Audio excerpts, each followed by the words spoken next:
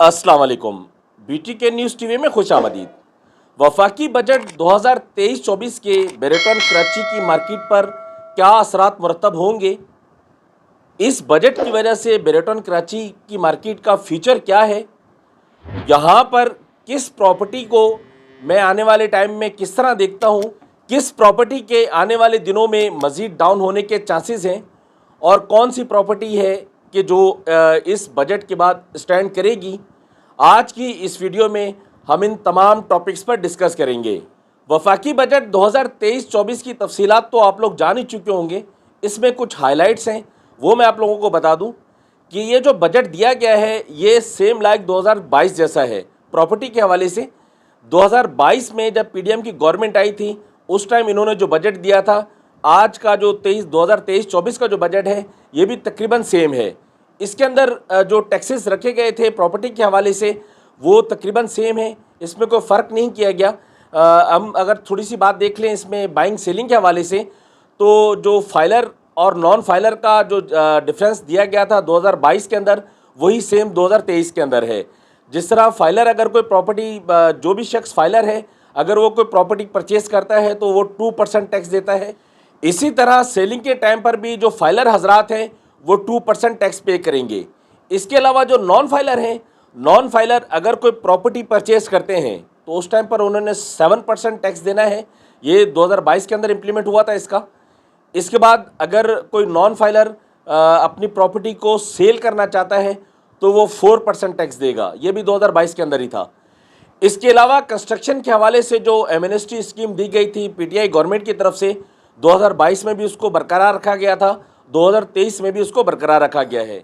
इसके अलावा पूरी दुनिया में मुकीम हमारे जो ओवरसीज़ पाकिस्तानी भाई हैं वो अगर बेरेटन कराची के अंदर या कहीं भी कोई प्रॉपर्टी परचेज़ करना चाहते हैं तो उस पर जो है वो FBR की तरफ से टैक्स की छूट दे दी गई है।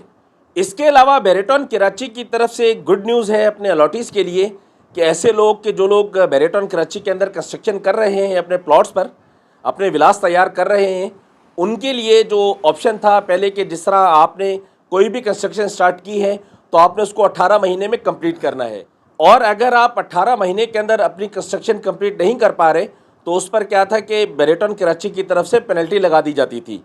अब जो वेवर आया है इस वेवर में ये जो 18 महीने वाली शर्त थी उसको ख़त्म कर दिया गया है। अब किसी भी तरह की कोई पेनल्टी बरिया आप पर नहीं लगाएगा। फर्दर ये कि जो अब नई NOCs मिलेंगी वो उसका जो दौरानिया है वो 2 साल का कर दिया गया है, 24 महीने का, कि आपने जो भी कंस्ट्रक्शन करनी है उसमें आप 2 साल के अंदर उसको अपने जो भी मामलात हैं उसको आप कंप्लीट कर सकते हैं। अब हम चलते हैं अपने मेन टॉपिक की तरफ कि ये जो बजट आया है इस बजट के बाद बेरेटन कराची की मार्केट पर क्या असरात मुरतब होंगे। देखें जी, सबसे पहले तो 2 बातें समझने की हैं। एक बात तो ये है कि जिन लोगों ने बजट बनाया है और जिन लोगों के लिए ये बजट बना है ये दोनों बिल्कुल डिफरेंट माइंड है, ये दोनों अलग-अलग जहन हैं। इस वजह से मैं ये समझता हूँ कि इन दोनों जहनों का जो मिलाप ना होने की वजह से आने वाला जो टाइम है वो कोई इतना अच्छा नहीं है। उसकी वजह मैं थोड़ी सी समझा दूँ आप लोगों को। देखिए, जिन लोगों ने बजट बनाया ना सर, ये लोग ऐसे हैं कि ये पाकिस्तान से बाहर अपना पैसा भेजते हैं, और जिन लोगों के लिए बजट बना है ये लोग ऐसे हैं कि पाकिस्तान के अंदर अपना पैसा लेकर आते हैं।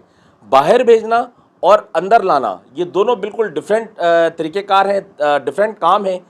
इस वजह से ये जो अंदर लाने वाले लोग हैं जो पाकिस्तान में अपना पैसा भेजते हैं इनका दिमाग कुछ और कहता है, और जिन लोगों ने बजट बनाया है जो अपना पैसा बाहर भेजते हैं इनका दिमाग कुछ और कहता है। तो इसकी वजह से ये जो दिमागों का मिलाप ना होना, आपस में अंडरस्टैंडिंग ना होने की वजह से मैं ये समझता हूँ कि आने वाला जो टाइम है वो कोई इतना अच्छा नहीं है। उसकी चंद एक वजूहत हैं।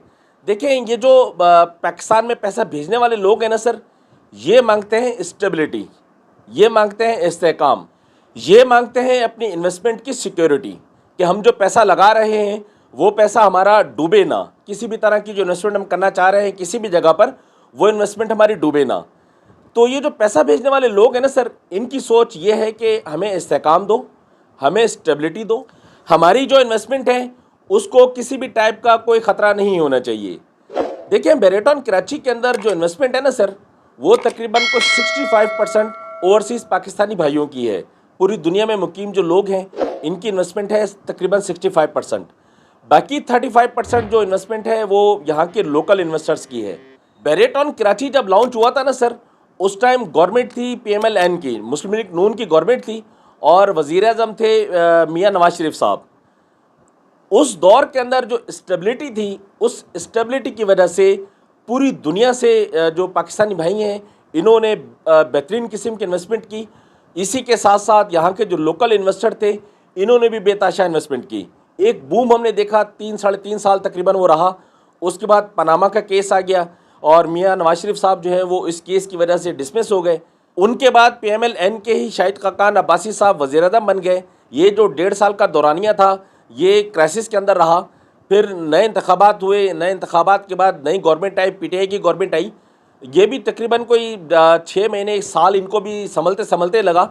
ये जो तकरीबन को 1.5 साल का दौरानिया था ना, 2-2.5 साल का, इस दौरानिए में हमने देखा कि मार्केट जो चल रही थी, चलती हुई मार्केट दोबारा से बैठ गई। फिर क्या हुआ कि 2020 के अंदर जाकर दोबारा से PTI गवर्नमेंट ने जो काविशें की, जो कोशिशें की, उसकी वजह से मार्केट दोबारा से बेहतर होना शुरू हुई। ये बेहतरी भी तकरीबन कोई 2-2.5 साल रही। मकसद जो बताने का वो ये है कि जब तक स्टेबिलिटी रही, पाकिस्तान के अंदर इस्तेकाम रहा, तब तक मार्केट बेहतर रही।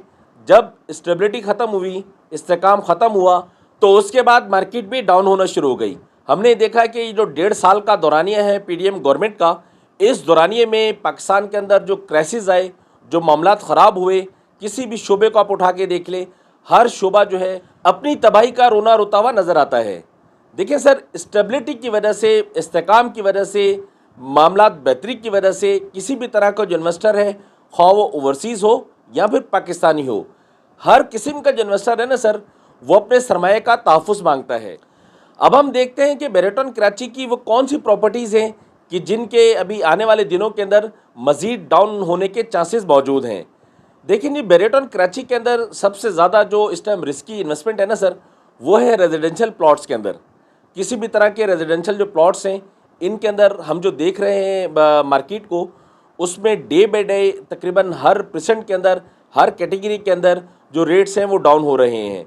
किसी भी आप उसको उठा के देख लें, 125 गज़ को 250 गज़, 500 गज़, 1000 गज़, किसी भी तरह के आप कैटेगरी को आप उठा के देख लें, तो हर कैटेगरी के अंदर, हर परसेंट के अंदर आपको हर गुजरते दिन के साथ रेट जो है वो डाउन होते नज़र आते हैं। इसके अलावा जो बेरेटॉन कराची की बिल्ड प्रॉपर्टी है विलास वाली प्रॉपर्टी के अंदर भी हम ये देख रहे हैं कि रेट्स दिन ब दिन डाउन हो रहे हैं।